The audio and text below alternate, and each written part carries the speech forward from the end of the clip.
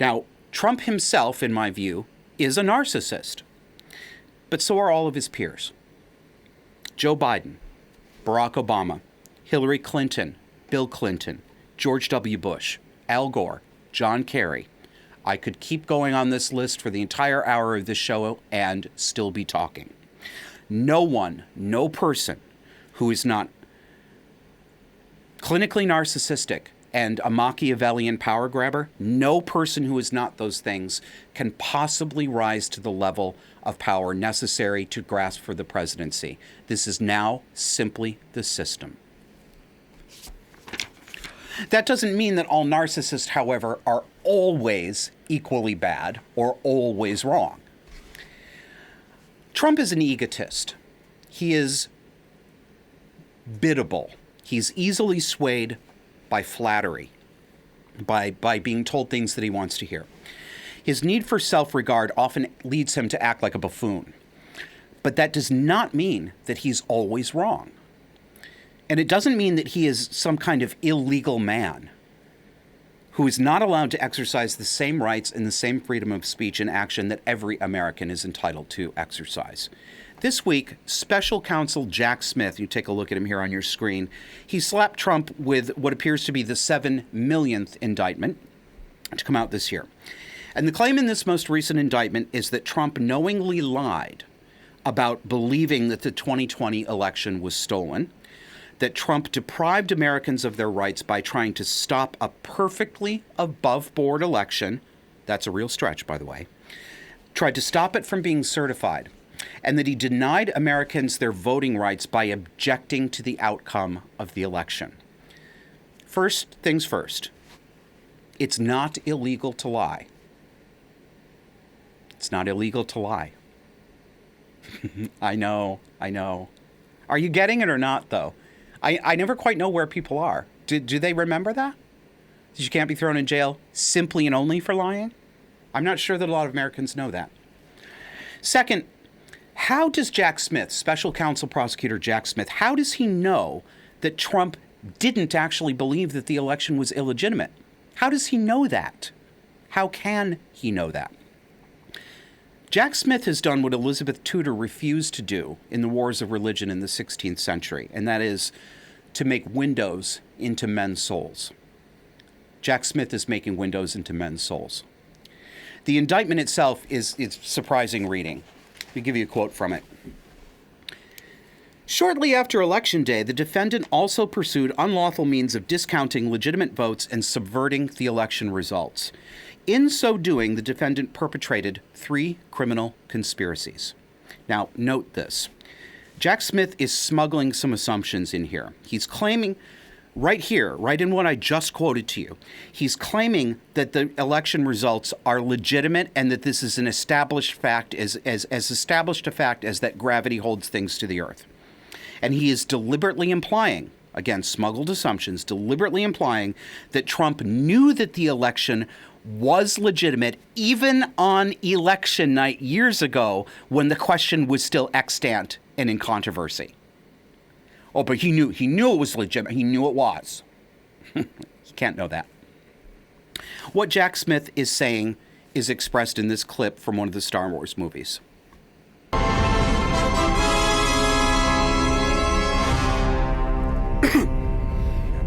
Your sad devotion to that ancient religion has not helped you conjure up the stolen data tapes, or given you clairvoyance enough to find the rebels' hidden fort.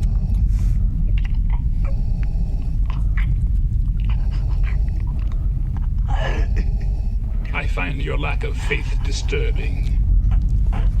Enough of this. Vader, release him. As you wish.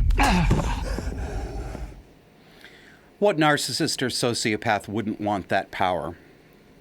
Trump's lack of faith disturbs the entire left to distraction. It doesn't just disturb them that he doesn't believe, it makes them derangedly angry that he doesn't believe. It made my narcissistic mother insanely angry when I didn't believe her lies, or when I wouldn't tell her that I was lying and that I knew I was lying. The narcissistic mind is fragile, and it requires not only sufficient faith, but sufficiently enthusiastic faith. Yes, Mommy, I not only agree and believe you, but it's good that you believe that, and I'm very happy that I believe it and agree with you. That's the kind of thing my mother demanded from me. I'm sorry for wrong thinking, Mr. Special Counsel Jack Smith. What came over me to make me think I had the right to question the legitimacy of an election? I am a morally corrupt boy, and I repent. That is what Jack Smith wants. That's what the left wants right now. It's what the Democrats want. Reminder, this is not legally required in the United States. You don't have to profess this yet. That may change within the next year. Let's look at those 3 alleged criminal conspiracies. Quote, a conspiracy to defraud the United States by using dishonesty, fraud, and deceit to impair, obstruct, and defeat the lawful federal government function by which the results of the presidential election are collected, counted, and certified by the federal government in violation of U.S. Code Chapter 18, blah, subsection 371. Then we've got the second of this tripartite indictment. A conspiracy to corruptly obstruct and impede the January 6th congressional proceeding at which the collected results of the presidential election are counted and verified. Now, notice that phrasing, corruptly obstruct. That's emotional teenager/millennial language. It's not the kind of thing that you usually see in federal legal filings written by adults. The goal of that is to push your emotions. Corruptly obstructed. At 54, you're a little old for Tumblr-style writing, Mr. Smith. And finally, the third part of the conspiracy, the alleged conspiracy, a conspiracy against the right to vote and to have one's vote counted in violation of federal law. That is remarkable. By objecting to the election, under the belief that the election was rigged or stolen, Special Counsel Jack Smith claims that this act of objecting itself, the act of objecting, is itself depriving people of the right to have their vote counted. Remarkable. That's a narcissistic reversal of the truth. Very obvious. Trump's own claim was that his voters were having their right to have their votes counted overridden. That is Trump's claim. Whether or not it's right, that's his claim.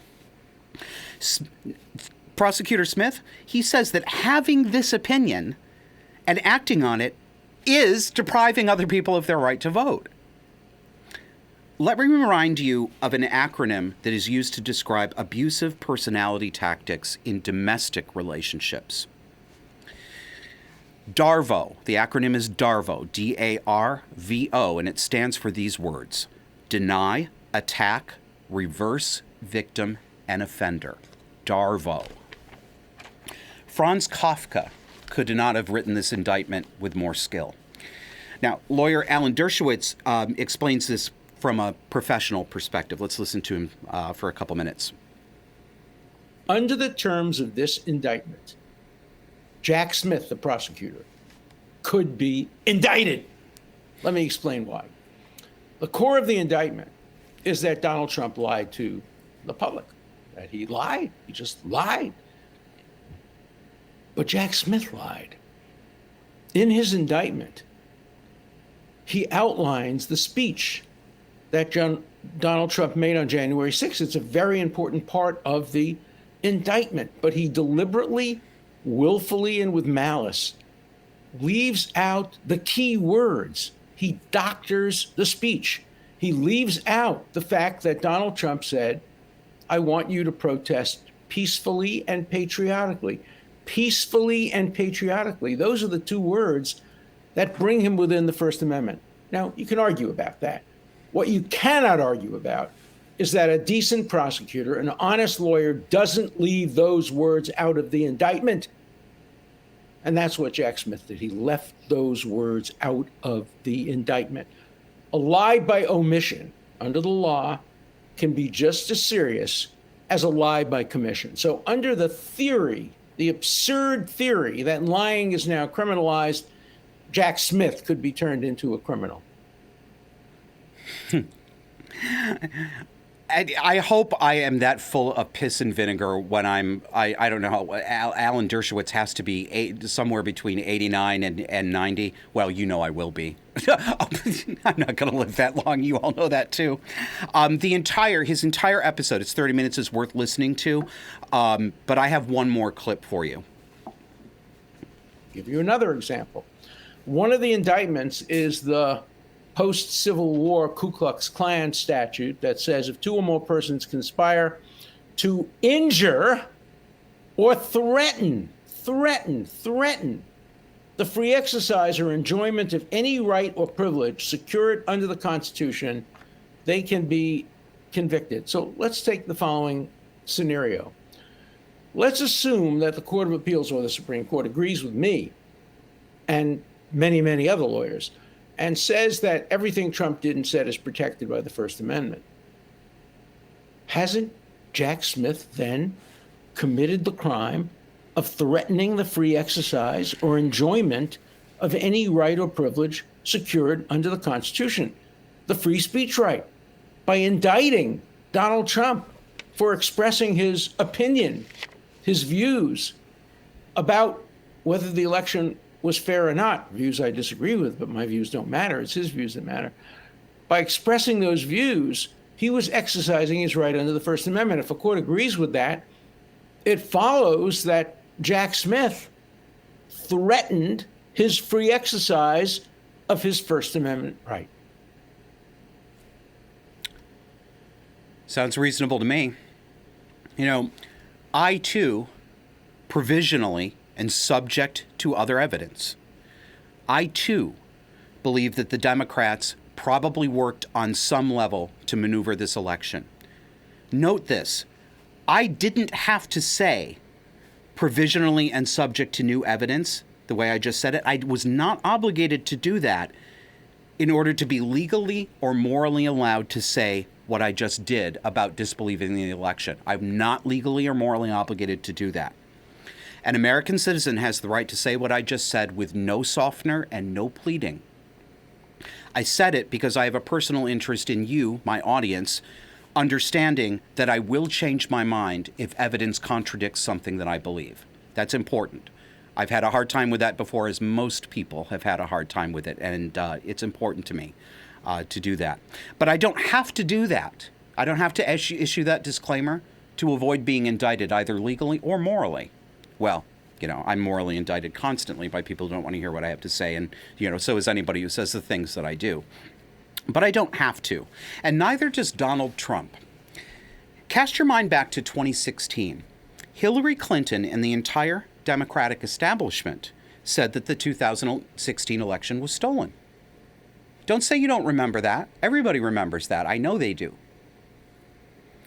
Trump colluded with the Russians. It was a Russian conspiracy. It was Russian misinformation. They were so appalled, emotionally appalled, that vulgar Donald Trump won the election that they refused to believe it. And they're perfectly within their right to do so. They committed no crime by saying the election was stolen. They may have been lying, they may have been misguided, but they did not commit a crime. Why aren't they being prosecuted? Why weren't they prosecuted? Why weren't they indicted? Oh, I know why. Because nobody in the history of this country has ever been indicted on such flimsy bullshit as this. This is new under the sun in our country. DARVO, deny, attack, reverse, victim, and offender. This is the same psychology as the narcissistic husband who hits his wife and then screams at her that she made him do it because she didn't believe his lies and she disrespected him by not believing his lies.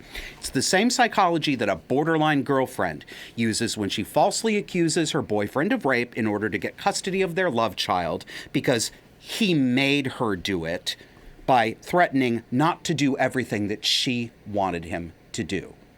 The domestic is not just domestic anymore. This is cluster B. This is what cluster B looks like at societal scale. We're going to go to a break, but I want to remind you to sign up for us on Rumble. We are putting out not only our regular content, but more Rumble exclusive content. And in order to like it and leave a comment, you need to have an account. So sign up and get a Rumble account, follow us on Rumble, and we will see you after the break.